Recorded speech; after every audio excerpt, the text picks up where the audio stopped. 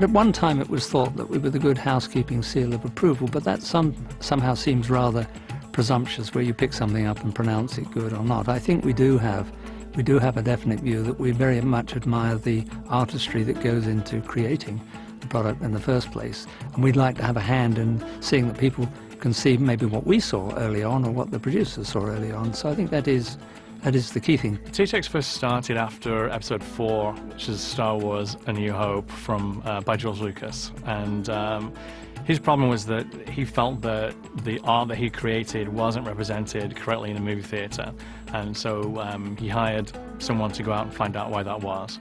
The findings were that movie theaters back then were using pretty much 40-year-old technology.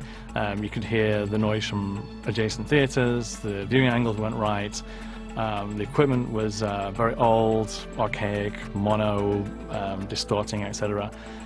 So he created a program named after his first movie, which was THX 1138. In the big picture, sound is completely subjective. And that's a beautiful thing, and it's a terrible thing. It's a terrible thing because it's very hard to create a standard. It's very hard to say, well, this is right and this is wrong, because it's all subjective. At the same time, well, there is no wrong answer. Creatively, you can do anything, you can try anything.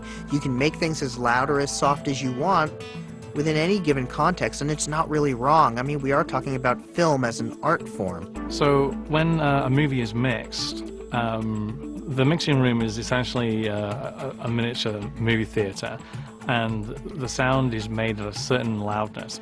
That same soundtrack is then put onto content, whether it be a download or a DVD or a Blu-ray or any kind of content delivery, and then the idea is to play it back again as the director intended.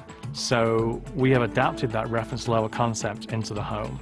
So when you calibrate your home theater system, as long as it's all THX, you'll notice that the volume control on a THX receiver or preamp is a little bit different. It has a 0 position, and that 0 position represents reference level.